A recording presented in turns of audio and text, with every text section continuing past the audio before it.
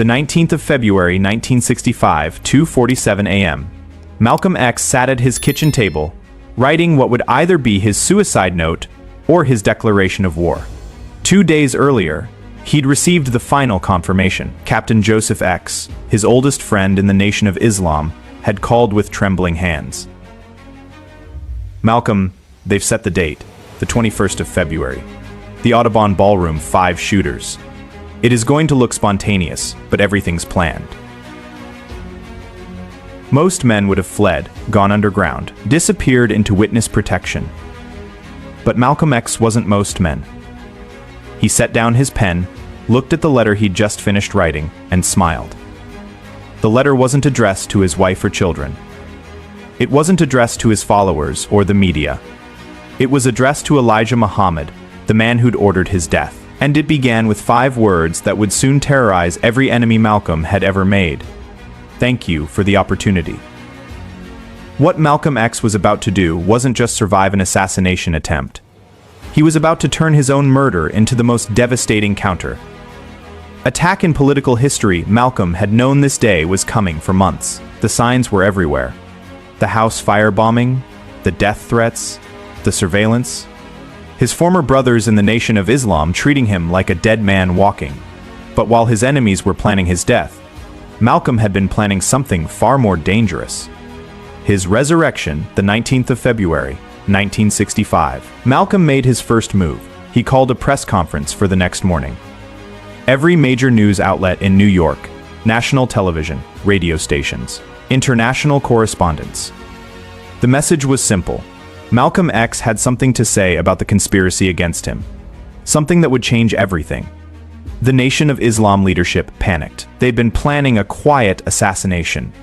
Something that could be dismissed as a random act of violence. But Malcolm was forcing them to kill him in front of the entire world. Elijah Muhammad called an emergency meeting. "He is trying to back us into a corner," said Minister Farrakhan. "Then we don't give him the choice," Muhammad replied. "We move up the timeline tomorrow night, the 20th of February, before he can say whatever he is planning to say." But Malcolm had anticipated this exact reaction, because while they were changing their plans, Malcolm was executing his. The 20th of February, 1965, 6 p.m. Malcolm walked into the press conference carrying a single briefcase. 400 reporters packed the room. Camera flashes exploded like gunfire. Everyone expected Malcolm to expose the Nation of Islam's plot against him. Instead, Malcolm did something that shocked everyone. He smiled. "Ladies and gentlemen of the press," Malcolm began, his voice calm and measured. "I've called you here today not to discuss threats against my life, but to make an announcement that will change the future of civil rights in America." The room buzzed with confusion.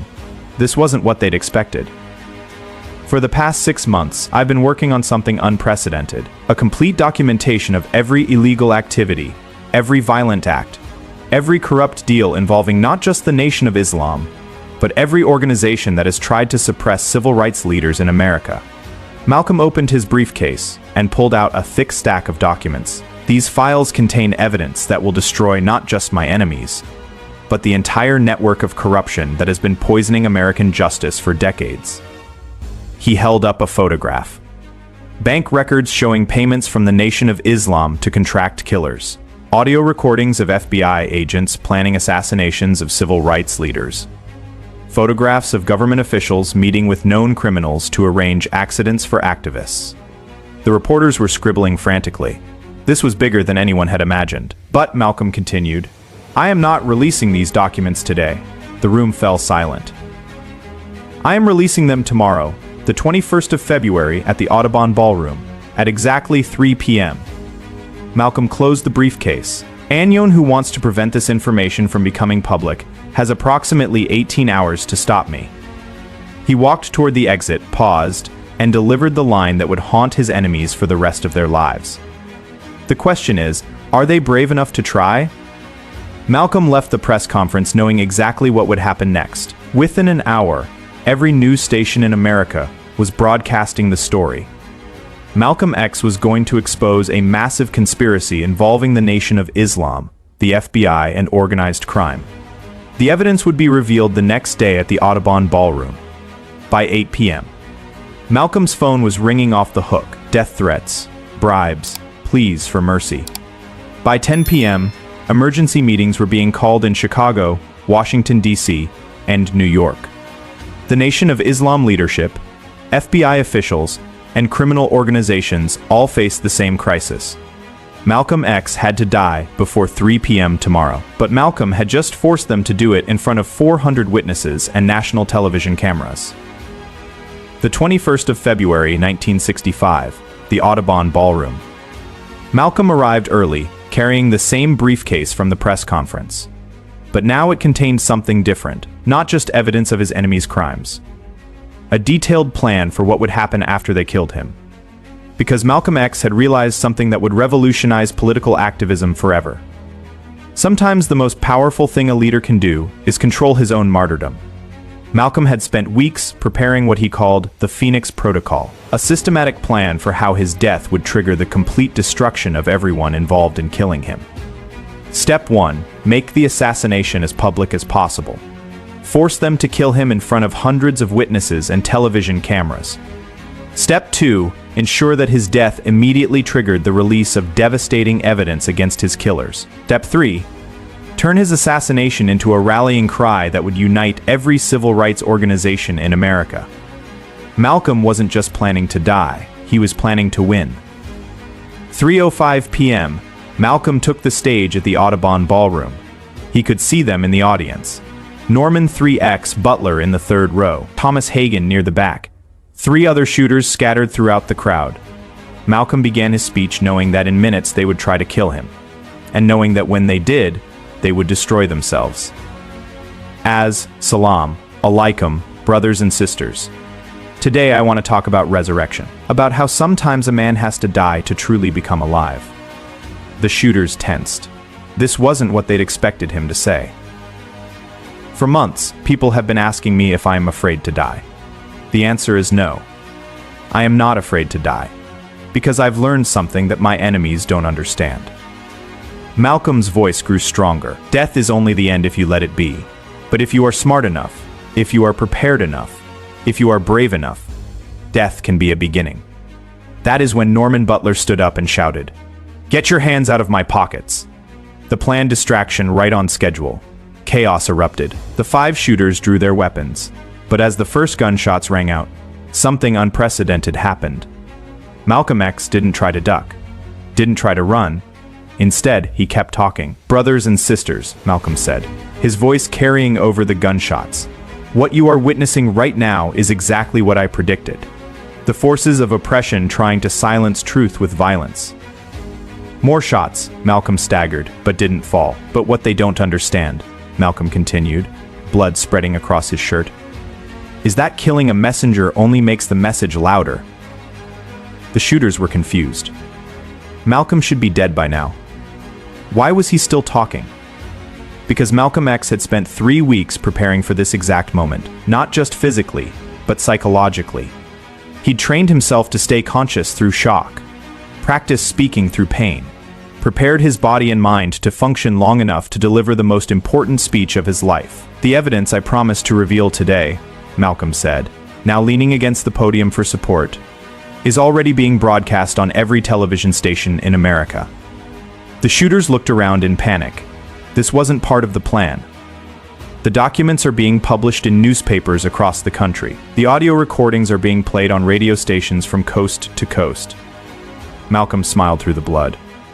"You see, gentlemen, I knew you would try to kill me today, so I arranged for my death to trigger something much more dangerous than my life ever was." He pulled a small device from his pocket, a radio transmitter.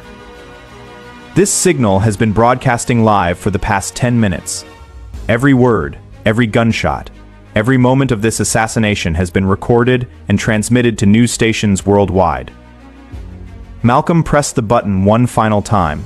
The Phoenix Protocol is now active. What the shooters didn't know was that Malcolm had spent weeks setting up the most sophisticated dead man switch in political history.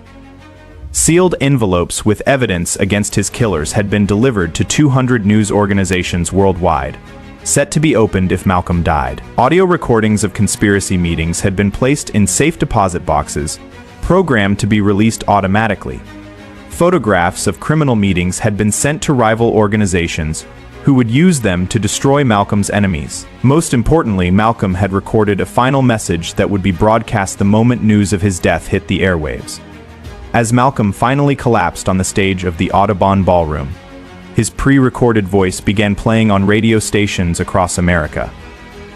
If you are hearing this message, it means they have succeeded in killing my body, but they have failed to kill my mission. The evidence you are about to see will expose every person involved in my assassination. More importantly, it will unite every person who believes in justice to continue the fight they thought they could end by killing me. Within hours, the impact was devastating. The live broadcast of Malcolm's assassination had been seen by millions. The evidence he'd prepared was being published worldwide.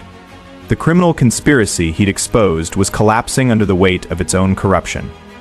Norman Butler, Thomas Hagen, and the 3 other shooters were arrested on live television. Within 24 hours, they'd confessed everything, providing even more evidence against their handlers. Elijah Muhammad tried to deny involvement, but the audio recordings Malcolm had gathered were undeniable.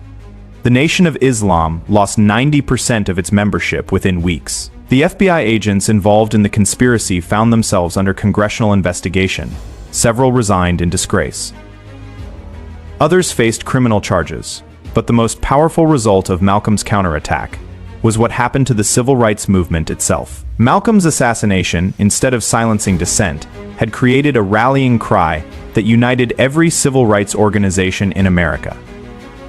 His carefully planned martyrdom had accomplished what years of speeches and demonstrations couldn't. It had created unstoppable momentum for change. The footage of Malcolm continuing to speak while being shot became one of the most powerful images in American history. His final words about resurrection and the Phoenix Protocol inspired a generation of activists. Within 6 months, the Black Panther Party had formed, explicitly citing Malcolm's example as their inspiration. Within a year, Malcolm's autobiography became the most influential book in American civil rights history. Within 5 years, laws had changed, institutions had been reformed, and the entire landscape of racial justice in America had been transformed. Malcolm X had done something unprecedented. He'd turned his own assassination into his greatest victory. The 21st of February 1965, the day Malcolm X died and was reborn as something more powerful than any living leader could ever be. His enemies had tried to kill him to silence his message. Instead, they'd amplified it beyond anything he could have achieved while alive. The man who'd spent his life fighting for justice had used his death to guarantee it. Malcolm X didn't just survive an assassination attempt. He survived assassination itself, transforming from a man into a movement, from a voice into an idea, from mortal into eternal. His counter. Attack wasn't legendary because he lived through it. It was legendary because he died through it, and won anyway. The Phoenix had risen, and America would never be the same.